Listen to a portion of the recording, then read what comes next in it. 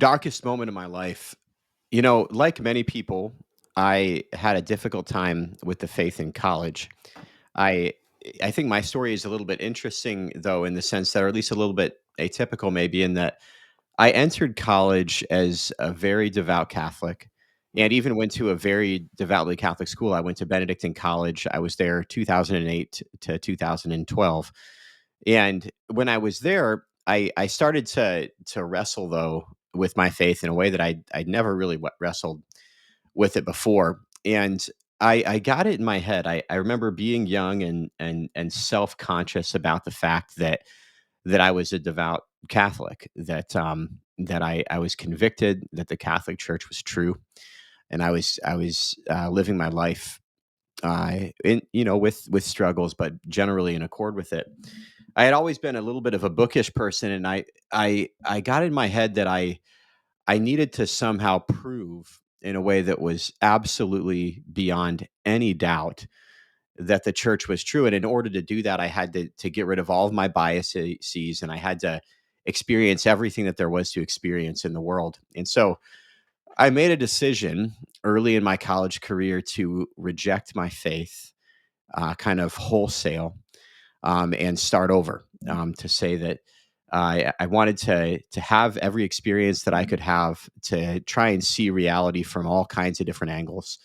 And so what I did early in my time and for multiple years while I was in college was kind of just try and spin my head in every way that it could. And so I remember I would have taken on the term kind of self-described. I would have said I was a nihilist at the time, which basically somebody that kind of barely believes that there really even is a truth.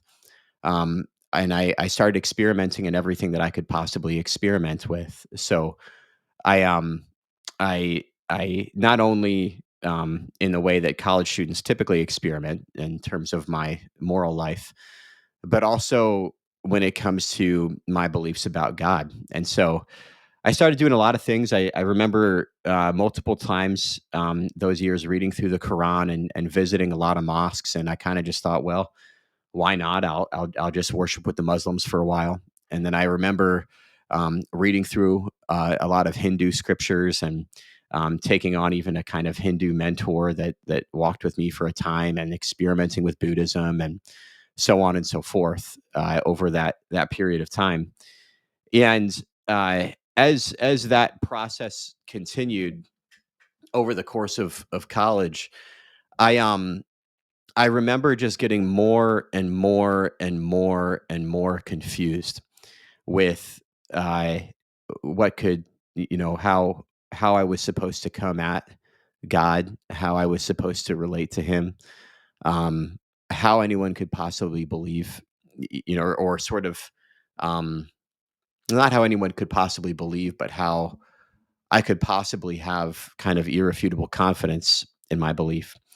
And it was interesting, like throughout this whole time, Dan, I remember having a kind of base belief that you might call faith that Catholicism was definitely true, but in an almost kind of self-conscious way as a person who was basically, I mean, about 20 years old, at that time. Um, I kind of just being embarrassed that like, I'd had this Catholic upbringing and I say the greatest gift in my life is, next to my wife is my family of origin. I had great parents, grew up in a great family.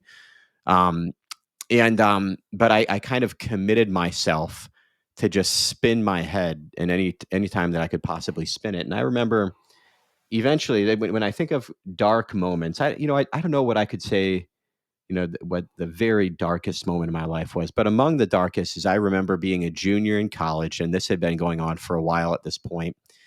And during fall break, um, a lot of Benedictine was a ghost town, the little Catholic school that I went to. Nobody was there, but I decided to stay because I wanted to. There was a particular brand of Hinduism that I was really interested in, and there was a retreat in Kansas City that I wanted to go to. And so I said, okay, well, I'm gonna stay here at Benedictine, and I'm gonna go spend a couple days with it's called Vedanta, just a kind of particular sect within Hinduism that I was interested in.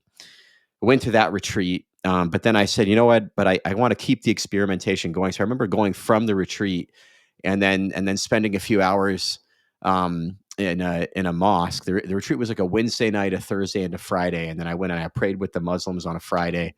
Did that and hung out with them, and then just to top it all off, I remember uh, that same fall break on the Saturday, more or less spending the remainder of the day on Saturday after leaving the mosque in without going into any details that are unnecessary basically in debauchery. That the for a good part of that weekend, and I got back to Atchison, Kansas, where Benedictine is at on that Sunday, and of course I'm not going to go to church. Um, Woke up late that Sunday morning because of the activities that were involved in my Saturday.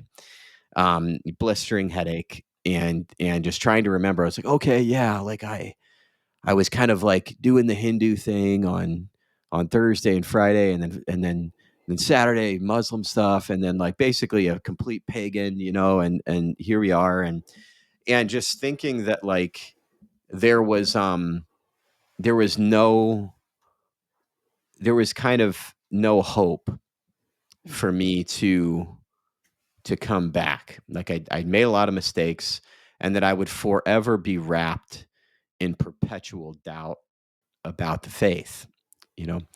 And I remember um, because of just the kind of the mental state that I was in when I got home that night, that I had actually fallen asleep, not on my bed in an upstairs bedroom, but in this house I was living in the middle of the living room floor. And I just kind of woke up looking at the ceiling, and I remember feeling particularly alone, in that time, and particularly confused about everything in life. And so I don't know what I would say is the darkest moment, but I remember um, when sometimes when we talk about our brothers who have fallen away from the faith, we just say the lost, and I think that's maybe the word that would aptly describe me at that time. I was lost in all senses of the term.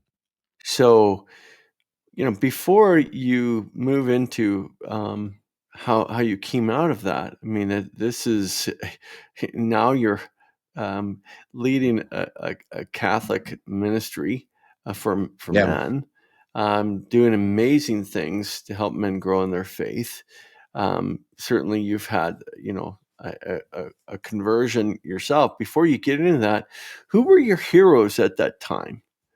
Who Yeah. were the people that you looked up to at that time in your life? Yeah, there were a lot of people that I really looked up to, but in that particular time of life, there's one man who I want to highlight. And I'll highlight him not only because he was incredibly influential on me, but also, excuse me, because he was I think there's probably a lot of men listening to this podcast who could play a similar role in other men's lives. So there was a professor at Benedictine College, and his name was Dr. Jim Madden, a great guy, and kind of a man's man too. In some senses, he was like a power lifter, but also a philosophy professor, and just a great man.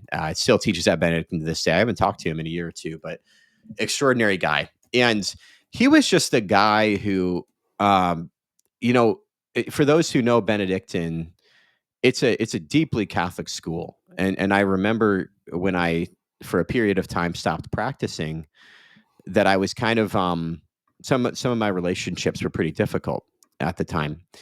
And this was a guy who he just kind of never tired of talking to me. And I took him. I thought he was a very smart guy, and I admired intelligence, and so that was something that I latched on to. There was something in him, he had it, that I admired. Um, but he was also